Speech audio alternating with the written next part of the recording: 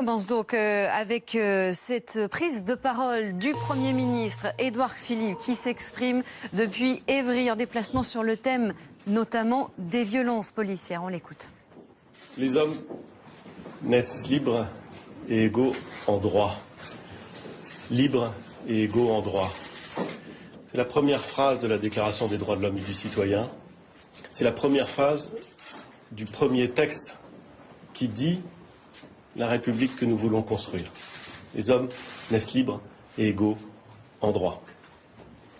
C'est l'exact inverse d'une société qui serait fondée sur l'appartenance à une religion, sur la couleur de peau ou sur des distinctions qui n'auraient rien à voir avec cette idée fondamentale et simple que les hommes naissent libres et égaux en droit. La France a depuis bien longtemps et de façon systématique fait le choix de la République. Et en faisant le choix de la République, elle a voulu dire que tous ses enfants étaient libres et égaux en droit. Est-ce que notre pays a toujours été à la hauteur de ces principes, de cette ambition, de cette universalité? Peut-être pas toujours, car ces principes sont exceptionnels d'ambition. Et parfois, dans son histoire, la France a probablement eu des moments où elle n'était pas à la hauteur de ces principes. Est-ce que chacun collectivement, individuellement, est à la hauteur de ces principes? Peut-être pas toujours. Mais ces principes sont là pour nous guider. Ils sont là pour être notre boussole, pour nous rappeler qu'en France, il n'y a pas des Français issus de telle ou telle origine, mais il y a des enfants de la République. Et que la République reconnaît et protège tous ses enfants. Ceux qui sont en première ligne pour protéger les enfants de la République, pour nous protéger tous, ce sont les gardiens de la paix, les forces de l'ordre, la police et la gendarmerie. Leur mission est redoutablement difficile. Leur mission, c'est souvent d'être des femmes et des hommes confrontés à des tensions, à des menaces, à des risques. C'est parfois être l'objet de mise en cause ou d'attaques physiques. Ce matin, je suis en Essonne, dans un département où, à de nombreuses reprises, les forces de l'ordre, les gardiens de la paix, ont été victimes d'attaques physiques terribles. Les gardiens de la paix, les forces de l'ordre, qui assurent notre protection, nous leur devons respect et confiance. L'ensemble des membres du gouvernement, l'immense majorité des Français, a vis-à-vis de nos forces de l'ordre, de nos gardiens de la paix, respect et confiance.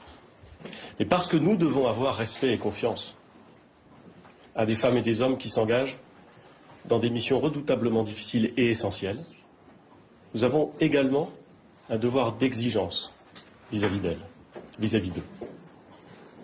C'est ce que nous avons voulu rappeler avec le ministre de l'Intérieur et avec le ministre chargé de la Ville ce matin à l'hôtel de police à Évry-Courcouronnes. Nous avons rencontré des femmes, des hommes qui aiment leur métier, qui se sont engagés dans la police nationale pour servir leurs concitoyens, pour les protéger.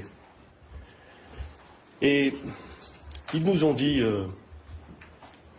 leur émotion et parfois leur incompréhension devant un certain nombre de critiques dont ils sont l'objet. J'ai vu un major de police qui doit avoir une bonne vingtaine d'années d'exercice dans son métier, ému aux larmes, d'avoir à justifier son engagement et le fait qu'il croit profondément à ces principes simples que j'ai rappelés au début de mon propos. Les hommes naissent libres et égaux en droit, et la République reconnaît et protège tous ses enfants. Nous leur avons dit que l'émotion mondiale, l'émotion partagée dans tous les pays du monde, à la suite de la diffusion d'images montrant la mort d'un homme dans des conditions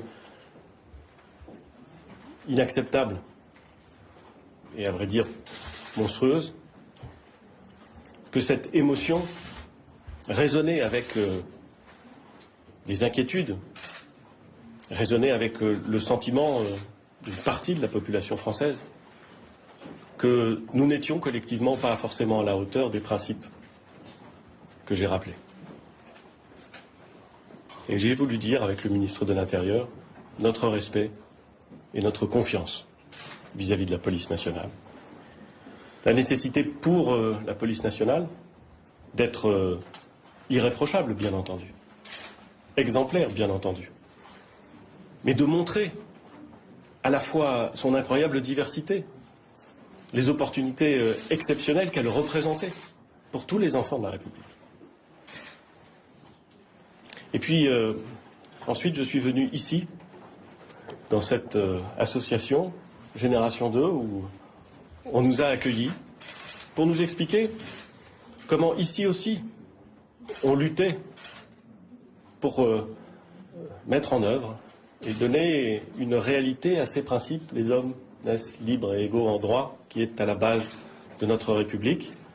Comment on expliquait les choses, comment on discutait en travail, en partenariat, comment on formait, comment on éclairait, comment on élevait. La vérité, c'est que le racisme est une forme de maladie de l'âme, une forme de faiblesse. On peut toujours pointer la faiblesse des autres et il faut la dénoncer. Il faut savoir que c'est au moins autant un combat individuel qu'une affaire de combat collectif.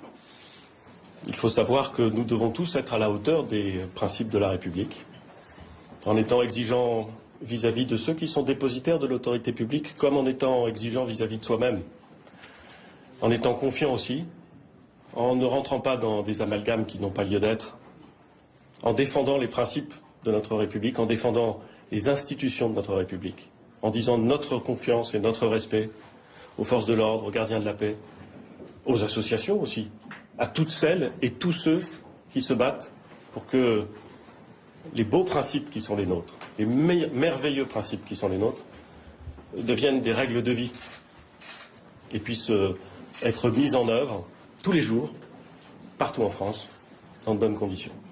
C'est ce que nous avons voulu dire, ce message de confiance, de respect, d'espoir aussi, dans un moment où l'émotion est très grande, très légitime, très partagée. Voilà ce que nous sommes venus dire. Je vous remercie. Monsieur le Premier ministre, vous le dites souvent, avec la crise qui se profile, la crise économique et sociale, les inégalités vont s'accroître.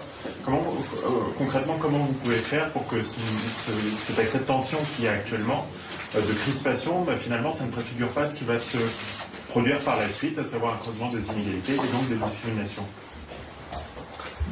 L'objectif, c'est de faire en sorte que nous soyons capables de franchir la crise économique et sociale qui vient, comme nous avons été capables de franchir la crise sanitaire. L'objectif, c'est de faire en sorte que notre pays reparte dans d'excellentes conditions, que nous soyons en mesure de sauvegarder tout ce qui peut l'être. C'est la raison pour laquelle nous avons utilisé l'argent public, et nous allons continuer à utiliser l'argent public pour préserver l'avenir d'un nombre considérable d'entreprises, pour faire en sorte que celles et ceux qui les font vivre, ces entreprises, nos concitoyens, puissent continuer à avoir un avenir professionnel. Donc ampleur de la réponse économique, bien sûr, attention très soutenue aux plus fragiles, c'est ce qui explique des décisions que nous avons prises, de versement de nouvelles prestations sociales, d'augmentation d'un certain nombre de prestations sociales, pour accompagner les plus fragiles d'entre nous, qui immanquablement, dans cette période de confinement, et à l'issue de cette période de confinement, ont été les plus touchés, peut-être même les plus frappés par l'impact de la crise sanitaire. Et puis je crois qu'il faut regarder un peu plus loin et essayer d'accélérer nos investissements, nos orientations, nos transformations, pour faire en sorte que le pays se relève plus fort encore qu'il n'était auparavant. C'est facile à dire, c'est difficile à faire, mais c'est indispensable. C'est notre responsabilité collective. Le président de la République l'a dit clairement.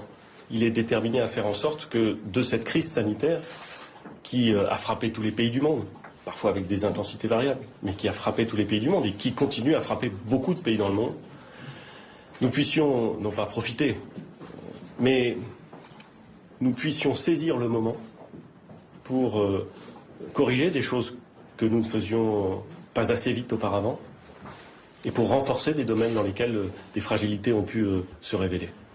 Il faut faire comme dans une vie personnelle, comme dans une vie d'association ou dans une vie d'entreprise. Il faut qu'une crise soit l'occasion de sortir plus fort. C'est ce que nous allons essayer de faire avec l'ensemble du gouvernement, avec la majorité, et je le sais avec les Français. Mais précisément sur la lutte contre les discriminations, est-ce que vous avez un plan dans le tuyau, quelque chose est-ce que ça va être un accent qui va être mis dans le cadre de cette crise? Beaucoup fait dans le cadre notamment de la lutte contre les discriminations, de la lutte contre le racisme et l'antisémitisme. Il n'y a pas un moment où on peut s'arrêter en la matière. C'est un combat permanent. C'est une explication permanente. Il faut des dispositifs de sanctions, il faut des dispositifs d'éducation, il faut des dispositifs d'explication. Le ministre de l'Intérieur, hier, a très justement indiqué que, au ministère de l'Intérieur, cela passait par une formation continue, permanente, un rappel de choses, une mise au point permanente, parce que c'est un exercice indispensable et permanent. La lutte contre le racisme, contre l'antisémitisme, la lutte contre les inégalités entre les femmes et les hommes, tout ce qui finalement relève de ce principe simple que j'évoquais au début, liberté et égalité en droit de tous les citoyens, tout ce qui relève de la lutte pour atteindre ces principes est indispensable. Et tout ce qui relève de cette lutte, nous allons le mettre en œuvre. Monsieur le Premier ministre, vous avez un changement de ton quand même. Je ne sais pas. Je ne commande pas mon ton. C'est vous qui le faites en général. Pourquoi est-ce que le président de la République n'est pas devant nous aujourd'hui? Pourquoi est-ce qu'il ne s'exprime pas sur le sujet?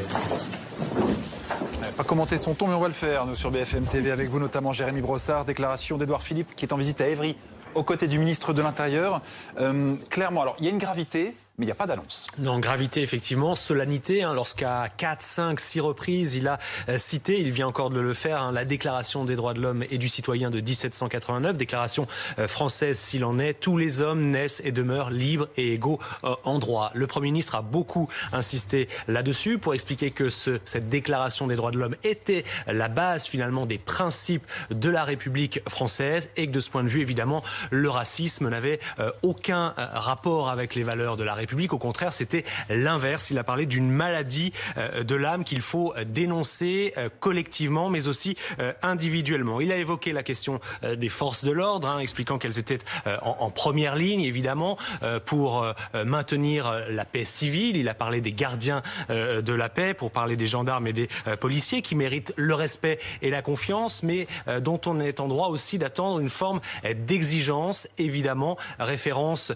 implicite de la part du Premier ministre aux soupçons de racisme et de violence policière dont on parle beaucoup ces derniers jours. Donc c'est vrai qu'il n'y avait aucune annonce concrète de la part du Premier ministre. C'était surtout l'expression au plus haut niveau, même si ce n'est pas encore le niveau présidentiel, en tout cas de la part du chef du gouvernement, des principes de la République et de la volonté, la réaffirmation de l'objectif d'être irréprochable en la matière, que ce soit évidemment dans les rangs de la police ou encore de la gendarmerie, mais aussi au-delà, la lutte contre le racisme, dans la lutte contre les discriminations, que ce soit à l'embauche par exemple ou encore à l'accès au logement. Mais en tout cas, rien de concret de la part du Premier ministre cet après-midi. Pas d'annonce, donc pour l'instant, en quelques mots, Mélanie Bertrand, en même temps les annonces elles ont été faites hier par le ministre de l'Intérieur et on ne peut pas dire que les réactions soient vraiment positives depuis, du côté des syndicats de police et pas que.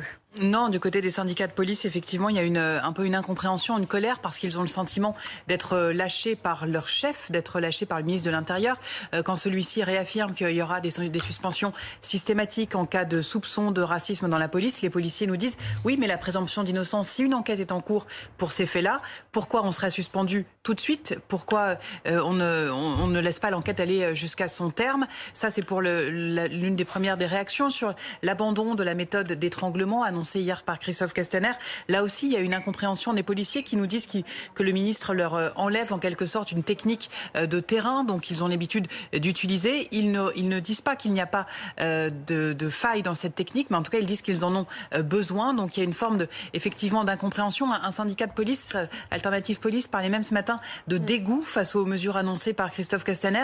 Pour eux, finalement, le premier flic de France réagit un petit peu sous la pression de la rue, annonce des mesures en catastrophe qui jettent un petit peu l'opprobre sur eux. Ils parlent de chasse aux sorcières, de soupçons pesants sur leur tête, d'amalgame entre les violences policières, même si le ministre de l'Intérieur, c'est pas faute de l'avoir interrogé hier, plusieurs journalistes lui ont posé la question, refuse de prononcer le terme de violence policière. Pour eux, c'est quasiment faire un amalgame avec toute la maison police, et ça, ils le refusent. Ça, c'est pour l'insatisfaction du côté des policiers. L'insatisfaction, elle est aussi du côté des associations, évidemment pas pour les mêmes raisons. Merci beaucoup Mélanie Bertrand. Et on reparle bien sûr de ces réactions des syndicats de police. Et peut-être qu'elles auront un petit peu changé après les mots du Premier ministre qui s'est exprimé depuis Évry, puisque nous serons justement avec l'un des représentants du syndicat Alternative Police qui a parlé donc de dégoût des policiers après les annonces hier du ministre de l'Intérieur.